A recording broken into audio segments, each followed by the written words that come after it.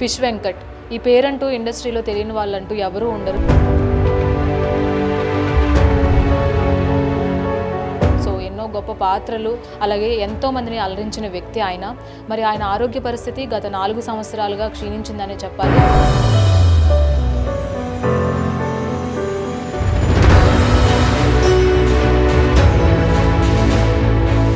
అయినప్పటికీ కూడా కుటుంబం అండదండగా ఉంటూ కూతురు అలాగే కొడుకు దగ్గరుండి మరి ఆయన ఆరోగ్య పరిస్థితిపై దృష్టి పెట్టి ఆయన్ని సేవ్ చేయాలని కూడా వాళ్ళు ఆలోచిస్తూ ఉన్నారు.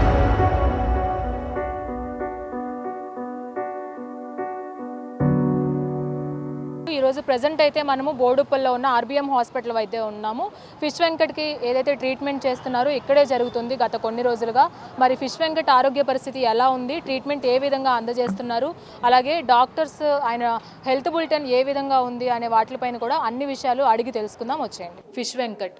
ఈ పేరంటూ ఇండస్ట్రీలో తెలియని వాళ్ళంటూ ఎవరూ ఉండరు. సో ఎన్నో గొప్ప పాత్రలు, అలాగే ఎంతోమందిని అలరించిన వ్యక్తి ఆయన. మరి ఆయన ఆరోగ్య పరిస్థితి గత 4 సంవత్సరాలుగా క్షీణించిందనే చెప్పాలి.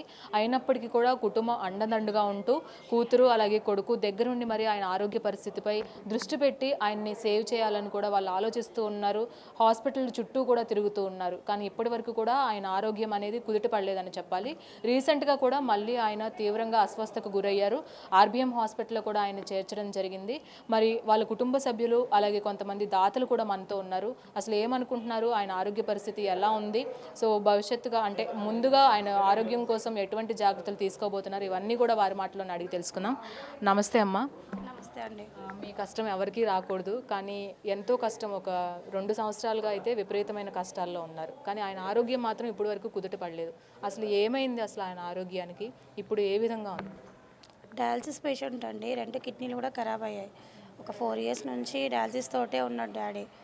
ఇప్పుడు మరీ చాలా సీరియస్గా ఉన్నాడు అనమాట. 50-50 ఛాన్సెస్ అని చెప్తున్నారు. కిడ్నీ కంపల్సరీ వేయించాలని చెప్తున్నారు డాక్టర్స్. మరి అంతకుముందు 1 సంవత్సరం క్రితం ఆయన ఇదే ఇబ్బందితో ఉన్నారు, కాస్త కుదుట పడారని చెప్పారు. మళ్ళీ ఇంత సీరియస్ అవ్వడానికి గల కారణం అంటే ఒక 1 మంత్ మంచిగా ఉంటే మళ్ళీ ఇంకా 2-3 మంత్స్ మంచిగా ఉన్నాడు అట్లా. అంటే చాలా ఇండస్ట్రీ తరపు నుంచి కానీ అటు ప్రభుత్వ అధికారులు కానీ మొన్న ఈ మధ్యన వాకిడి శ్రీహర్రావు గారు, హనుమంతరావు గారు వీళ్ళందరూ కూడా వచ్చి హెల్ప్ చేశారు. ఇంకా చాలామంది ఇండస్ట్రీ నుంచి కూడా వస్తున్నామని చెప్తున్నారు. ఎంతవరకు మీకు సహాయం అందింది, ఇంకా ఏ విధమైన సహాయం మీరు కోరుకుంటున్నారు? ఇండస్ట్రీ నుంచి మాత్రం ఒక హీరో మాత్రమే, విశ్వక్సేన్ హీరో మాత్రమే నిన్న వచ్చి చెక్ ఇచ్చేసి వెళ్ళారు 2 lakhs. తను ఒక్కతనే, ఇంకెవ్వరూ రాలేదు ఇండస్ట్రీ నుంచి. గవర్నమెంట్ నుంచి మాత్రం చేస్తున్నారండి. వాళ్ళ పేరు చెప్పండి ఒకసారి. మినిస్టర్, స్పోర్ట్స్ మినిస్టర్ శ్రీహరి గారు మరియు మైనంపల్లి హనుమంతరావు గారు వాళ్ళు 1 lakh ఇవ్వడం జరిగింది. ఇచ్చి నేను ఈ కుటుంబానికి నేను అండగా ఉంటాను, మా ప్రభుత్వం కాంగ్రెస్ ప్రభుత్వం మేము ఏ ఖర్చైనా మేము భరిస్తామని చెప్పి కూడా ఆ మిట్టు సాయి అనే ఫిష్ చైర్మన్ ఆయన కూడా చెప్పడం జరిగింది. ఇక్కడ నేను కూడా ఇక్కడ లోకల్లో బీజేపీ పార్టీ వాళ్ళతో కూడా కొద్దిగా హెల్ప్ చేయడం జరిగింది. ఇక్కడ చూసుకున్నట్టయితే ఈ సినీ ఇండస్ట్రీ నుండి ఇప్పటివరకు కొద్దిగా సపోర్ట్ ఎక్కడ దొరకలేదు. ఆ విశ్వక్సేన్ అన్ననే ఒక 2 lakhs రూపీస్ నిన్న పంపించడం జరిగింది. మొన్న ఒక 2 days కిందనేమో దిల్ రాజు గారు పిఐ ఇక్కడికి రావడం జరిగింది హాస్పిటల్ దగ్గరికి. ఇక్కడికి వచ్చి ఆయన ఇక్కడ ఆ డాక్టర్ని ఏందో కనుక్కోమని చెప్పడం జరిగింది. ఆ దిల్ రాజు గారు పిఐ వచ్చారు. ఆ దిల్ రాజు గారితో కూడా డాక్టర్ గారు మాట్లాడడం జరిగింది. ఆ డాక్టర్ గారు ఇక్కడ ఏమేమి ట్రీట్మెంట్ చేసినాం, ఇక్కడ పరిస్థితి ఎట్లుందని కూడా డాక్టర్ గారు దిల్ రాజు గారికి చెప్పడం జరిగింది. మా బాధ ఏంటంటే అపోలో హాస్పిటల్కి అయినా పెద్ద హాస్పిటల్ తీసుకెళ్తే మీరు దానికి ఖర్చులు అక్కడ ఉన్నాయని మీరు భరిస్తే బాగుంటుంది కదా అనేదే మా ఆవేదన. ఎందుకంటే ఆయన ఎన్నో సినిమాలలో యాక్టింగ్ చేసిండు. ఫిష్ వెంకట్ అన్నని గుర్తుపట్టని వాళ్ళు ఎవరు లేరు. కాబట్టి మీరు ఫిష్ వెంకట్ అన్నని మీ సినీ ఇండస్ట్రీ ఆదుకోవాలి, ఒక అడుగు ముందుకేసి అని చెప్పి నేను కోరుకుంటున్నాను. దిల్ రాజు గారికి ఎంత జల్ది వీలైతే అంత తొందరగా మన ఫిష్ వెంకట్ అన్నకి మంచి ట్రీట్మెంట్ అందియాలని చెప్పి కూడా నేను వీళ్ళ ఫ్యామిలీ తరఫున కోరుకుంటున్నాను. ఇప్పుడు మూవీ ఆర్టిస్ట్ అసోసియేషన్ అనేది ఒకటి ఉంది. ఈయన చాలా సీనియర్ నటుడు. మరి అసోసియేషన్ తరపు నుంచి ఎటువంటి స్పందన రాలేదా? వాళ్ళ నుంచి ఎవరు రీచ్ అవ్వలేదా మిమ్మల్ని? లేదండి, ఎలాంటిది ఏమి కాల్స్ ఎలాంటిది ఏం రాలేదండి. ఏం రాలేదు? రాలేదండి. అండ్ ఇలాగే చాలా సంఘాలు కూడా వస్తూ ఉన్నాయి. ఓన్లీ గబ్బర్ సింగ్ టీం వాళ్ళు మాత్రమే డాడీతో ఉంటున్నారండి. వాళ్ళు చాలా హెల్ప్ చేస్తున్నారు. చాలా దగ్గరికి వెళ్తున్నాం మేము. మీరు ఇప్పుడు జనసేన తరపు నుంచి వచ్చారు కదా, ఇప్పుడు జనసేన పార్టీ తరపు నుంచి ఏ విధంగా హెల్ప్ చేస్తున్నారు? అంటే ఇక్కడ నాకు గబ్బర్ సింగ్ టీమ్ ఉంటుంది కదా, వాళ్ళందరూ నాకు ఇన్ఫామ్ చేయడం జరిగింది ఇక్కడ ఫిష్ అన్న ఈ హాస్పిటల్లో ఉన్నాడని. నేను ఇక్కడికి వచ్చి ఇక్కడ లోకల్ బీజేపీ మహేష్ అని ఉంటాడు అన్నతో ఒక 30,000 రూపాయలు హెల్ప్ చేయడం జరిగింది. ఇంకా వేరే అన్న వాళ్ళతో ఒక 10,000 5,000 అట్లా తోచిన సాయం నేను జనసేన పార్టీ తరఫున నేను దగ్గరుండి నేను చేయించడం జరిగింది. కానీ నేను ఏమంటున్నా అంటే ఈ ఇప్పుడు ప్రభాస్ 50 లక్షలు ఇచ్చిండు అవన్నీ తప్పుడు సమాచారాలు వస్తున్నాయి కదా. ఇది ఈ మొత్తం 2 తెలుగు రాష్ట్రాల్లో ఈ న్యూస్ అంతా వైరల్ అయిపోయింది. ప్రభాస్ గారు ఇచ్చారంట కాల్ని ఏం రాలేదు అసలు మీకు? ఇచ్చారంట ప్రభాస్ గారు అని చెప్పి వైరల్ అయింది. నేను ఏమంటున్నా అంటే ప్రభాస్ గారికి ఈ వైరల్ అయిన న్యూస్ తెలిసి ఉండొచ్చు అని అనుకుంటున్నా నేను. ఒకవేళ తెలియకపోయినా ఒకవేళ తెలుసుకొని ఫిష్ వెంకట్ అన్నకి హెల్ప్ చేసి ఈ కుటుంబానికి కిడ్నీకి ఏ విధమైన సహకారము అందించాలని చెప్పి కూడా నేను ప్రభాస్ గారిని కోరుకుంటున్నాను. మీరు చెప్తున్నట్లే కాల్ గురించి మాట్లాడుకున్నట్లయితే కాల్ వచ్చింది, పిఏ రీచ్ అయ్యారు, డబ్బులు కూడా సహాయం చెక్ అందించబోతున్నారు అనేది తీవ్రంగా సోషల్ మీడియాలో అయితే వైరల్ అయిపోయింది. కానీ మీరు మాత్రం కాల్ గురించి కొంచెం క్లారిఫికేషన్ ఇస్తే అందరికీ ఐడియా. ఓన్లీ కాల్ ఒక్కటే వచ్చి పిఏ అని చెప్పినప్పుడు మేము ఇలాంటి పరిస్థితిలో ఉన్నప్పుడు ఎవరు ఏ చెప్పినా కానీ నమ్ముతాం కదా. నేను అలానే నమ్మిన పిఏ కాల్ చేసినామని చెప్తే సరే అండి అని చెప్పిన తర్వాత మేమే కాల్ చేస్తాము, సార్ షూట్లో ఉన్నాడు అని చెప్పినారు. ఇంతవరకు కాల్ లేదు, ఏం లేదండి. ఆ కాల్ ఫేక్ కాలే కదా అది.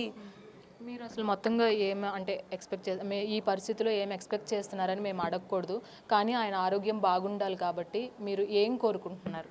ఏం లేదండి, పెద్ద హాస్పిటల్కి తీసుకెళ్ళి కొంచెం డాడీకి కిడ్నీ వేయించమని, అంతే అండి. చూసుకున్నట్లయితే ఫ్యామిలీ మెంబర్స్ అందరూ కూడా ఎంతో సపోర్ట్గా ఉండి సో ఫిష్ వెంకట్ గారి ఆరోగ్యం బాగుండాలని ఎన్నో ప్రయత్నాలు చేస్తున్నారు. అటు ప్రభుత్వం తరపు నుంచి అంటే సినీ ఇండస్ట్రీలో ఒక ఇంపార్టెంట్ అంటే ఒక ముఖ్య ఆర్టిస్ట్గా ఉన్న వ్యక్తి ఆరోగ్యం బాగుండకపోతే సినీ ఇండస్ట్రీ నుంచి సహాయం అందించాల్సింది పోయి ప్రభుత్వం తరపు నుంచి వస్తున్న సహాయంతో కుటుంబ సభ్యులు కూడా ఆయన చికిత్స కొరకు డబ్బులు కూడా ఖర్చు పెడుతున్నారని చెప్పొచ్చు. కానీ ఇంతమంది పెద్దలు ఉన్నారు, సినీ పెద్దలు, అవసరమైతే మేము ఖచ్చితంగా నిలబడతామని చెప్పుకుంటున్నారు పెద్దలు ఎవరైతే ఉన్నారో అటు ప్రొడ్యూసర్స్ కావచ్చు, ఇటు ఆర్టిస్టులు కావచ్చు, ఏ ఒక్కరు కూడా స్పందించకుండా కేవలం విశ్వక్సేన్ తప్ప వేరే ఎవరు కూడా మూవీ ఆర్టిస్ట్ అసోసియేషన్ తరపు నుంచి కానీ ఇటు ఇండస్ట్రీ పెద్దలు కానీ ఎవరు స్పందించకపోవడం. ఎందుకంటే సోషల్ మీడియాలో ఎంత వైరల్ అయిందో ఈ న్యూస్ మనం చూస్తూనే ఉన్నాము. ఆయనేమో చావు బ్రతుకుల మధ్య ఉన్నారు, కానీ ఎవరు కూడా రెస్పాండ్ అవ్వట్లేదు. దాంతోపాటు TRGYS సంఘం ప్రతినిధులు కూడా ఉన్నారు, వాళ్ళు కూడా వచ్చి దగ్గరుండి ఆయన పరిస్థితిని తెలియచేసుకొని అండ్ అలాగే ఆయనకి కావాల్సిన సహాయం గురించి కూడా ఒక హ్యాష్ట్యాగ్లు కానీ ఒక ఫండ్ రైజ్ రూపంగా ఇవ్వడానికి వాళ్ళు వచ్చారు. వాళ్ళని అడిగి తెలుసుకుందాం. నమస్తే సార్, మీ పేరు? నమస్తే అమ్మ, TRGYS నుంచి నేను చంద్రకాంత్ మాట్లాడుతున్నాను. TRGYS నుంచి ఈ ఫిష్ వెంకట్ గారికి ఆరోగ్య పరిస్థితి విషమంగా ఉండడం వల్ల మేమందరం ఇక్కడికి రావడం జరిగింది.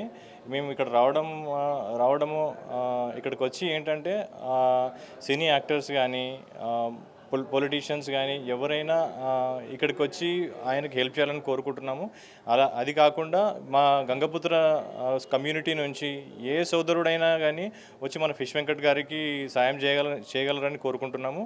ఇదే కాకుండా మేము కూడా మా యువజన సంఘం నుంచి మేము ప్రతి ఒక్క ఫిల్మ్ ఇండస్ట్రీ యాక్టర్స్ని ప్రతి ఒక్కరిని మేము ఇండివిజువల్గా వెళ్ళి కలిసి ఆయన తరఫున మేము ఫండ్ కలెక్షన్ చేసి ఆయన ట్రీట్మెంట్ గురించి మేము సపోర్ట్ చేయాలనుకుంటున్నాము.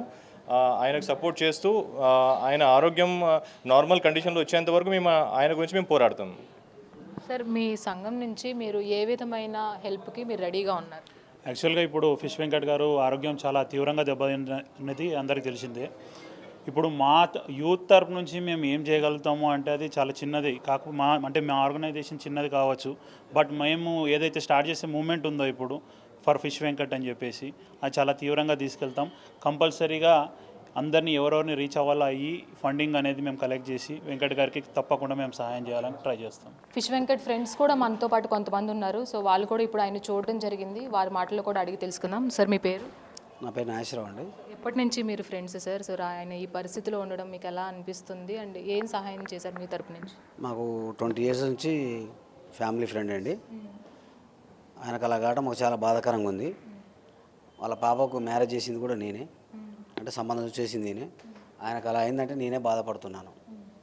అసలు ఏం చేయాలో అర్థం కావట్లేదు మాకు. అంటే కొన్ని రోజుల క్రితం వరకు కాస్త మెరుగుపడిందనే చెప్పాలి. 1 year బ్యాక్ ఇలాగే మళ్ళీ ఫండ్స్ రైజ్ చేసి ఆయన్ని ట్రీట్మెంట్ ఇప్పించి కాస్త కొలిక్కి తీసుకొచ్చారు. మళ్ళీ ఆయన ఇదే విధంగా అవడం అనేది ఎలా అసలు? ఎలా అంటే అండి, కొంతమంది వల్ల అట్లా కొన్ని ప్రాబ్లం వల్ల అట్లా అయిందండి. కానీ అతను కోలుకోవాలని మాత్రం కోరుకుంటున్నాను. అది తప్ప నాకు ఏం తెలియదు. ఆయన మంచిగా ఉండాలని నా బాధ, అంతే. ఎందుకంటే ఆయన నేను ఇక మేము ఫ్యామిలీ పరంగా చాలా బెస్ట్ ఫ్రెండ్స్ అంటే బెస్ట్ ఫ్రెండ్స్. అది నా కోరిక. ఆయన మంచిగా ఉంటే చాలని కోరుకుంటున్నాను. సార్ మీరు చెప్పండి, ఆయన సినిమా ఇండస్ట్రీలో అందరికీ గుర్తుండిపోయే వ్యక్తి ఆయన, కానీ సినిమా ఇండస్ట్రీ నుంచి ఏ విధమైన సపోర్టు దొరకట్లేదు. అలాంటి ఆయన ఇప్పుడు ఇలాంటి పరిస్థితిలో ఉన్నారు. మీరేమనుకుంటున్నారు? నాకు ఫిష్ వెంకట్ గారు మన శ్రీహరి సినిమా యాక్టర్ ఉన్నప్పటి కానుండి నాకు ఫ్రెండు. నేను ఆ రోజుల్లో అన్ఎంప్లాయ్ని. నేను ఇతనితోటి కలిసి సినిమాల కోసం ప్రయత్నించాను. అప్పుడు నేను ఆ టైంలో నాకు ఉద్యోగం వచ్చి శ్రీహరి దగ్గర నుండి వెళ్ళిపోయినా. అప్పటి నుండి మన ఫిష్ వెంకట్ గారుని పరిచయం చేసి ఆ రోజు నుండి ఈ రోజు వరకు కూడా ఆయన సినిమాల ఛాన్స్లు వస్తున్నాయి. ఆ 30-40 ఇయర్స్ నుండి నేను టచ్లోనే ఉంటాను అన్నమాట. మాకెప్పుడు మేము కలుసుకుంటూ ఉంటాం. ఆయన షూటింగ్లు ఉంటే కూడా వస్తూ ఉంటాం. అతను చాలామందికి సహాయం చేసిండమ్మ.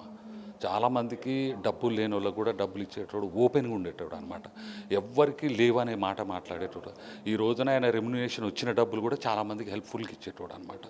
ఈ రోజున నేను చూసిన మొన్న సన్నివేశానికి చాలామంది రియలైజ్ అయ్యి చాలామంది సహకారాలు అందిస్తున్నారు. ఇంకా ఇండస్ట్రీ నుండి కూడా వేరే వాళ్ళ దగ్గర నుండి, మిత్రుల దగ్గర నుండి కూడా సహకారం అందించాలని మనం మనస్ఫూర్తిగా కోరుకుంటున్నాం. ఒక బిగ్గెస్ట్ ఆర్టిస్ట్గా ఉన్న ఆయన రెమ్యూనరేషన్ కూడా ఆయనకి ఎక్కువే. అంత మంచిగా సంపాదించిన ఆయన ఈరోజు రూపాయి కూడా లేకుండా ఇలాంటి పరిస్థితిలో ఉన్నారు. అసలు అలాంటి పరిస్థితులు రావడానికి అంటే దగ్గరుండి మీరు 20-30 సంవత్సరాల నుంచి చూశారు కాబట్టి అసలు ఆ పరిస్థితులకి కారణం ఏంటి? అంటే ఫ్రెండ్స్ అనే వాళ్ళకు బాగా ఖర్చు పెట్టాలి, చుట్టరింగా ఖర్చు పెట్టేవాళ్ళు. అందరికీ ఎవరు వచ్చినా అక్కలు కానీ తమ్ములు కానీ ఇంకెవరైనా ఫ్రెండ్స్ ఎవరు వచ్చినా కూడా కాదని కూడా బాగా ఖర్చు పెట్టేవాడు. ఇంట్లో ఫ్యామిలీ పోషించుకునేవాడు. అలా ఖర్చు పెట్టేవాడు. నాది అని అనుకున్నట్టు ఉండేవాడు కాదు. ఎవరికి అందరూ నావాలి అనుకుని ఉండేవాడు. అట్లా లో బడ్జెట్ అయిపోయింది అతని పరిస్థితి. Please subscribe to the channel and download the Politicos app from the links in the description.